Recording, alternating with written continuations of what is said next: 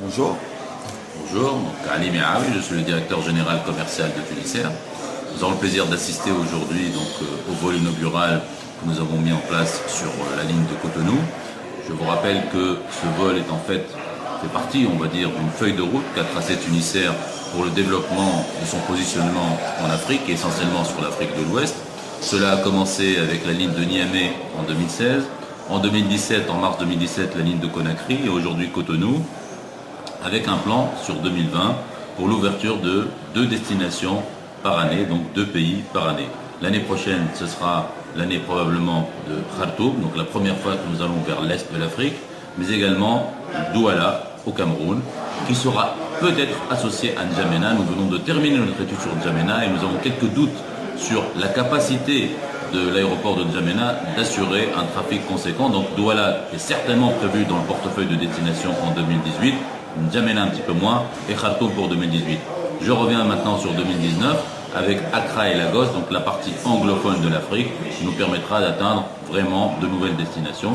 Et en 2020, nous revenons sur la partie francophone avec Libreville. Donc comme je le disais tout à l'heure, une feuille de route qui rentre parfaitement, qui s'intègre parfaitement dans la stratégie globale de Tunisair d'augmenter son réseau, de diversifier son réseau et de le porter sur l'Afrique.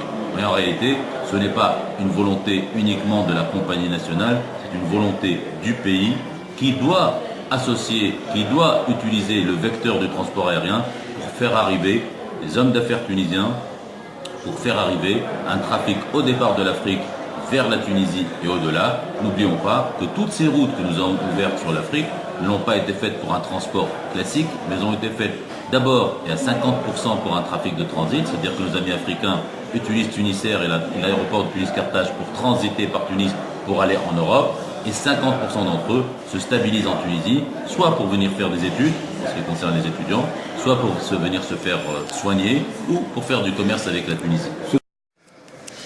Alors, je tiens à souligner quand même un fait important, c'est que la réussite de ce vol inaugural et la réussite de toutes nos opérations sur l'Afrique sont liées pas seulement à la volonté de Tunisair de développer ce réseau, pas seulement à la volonté derrière de l'État d'approfondir les relations avec l'Afrique, mais c'est surtout lié à une initiative publique-privée.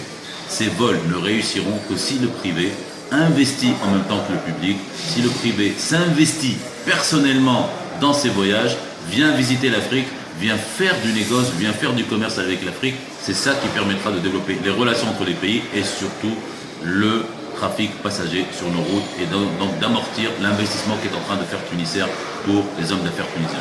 Merci. Je vous en prie.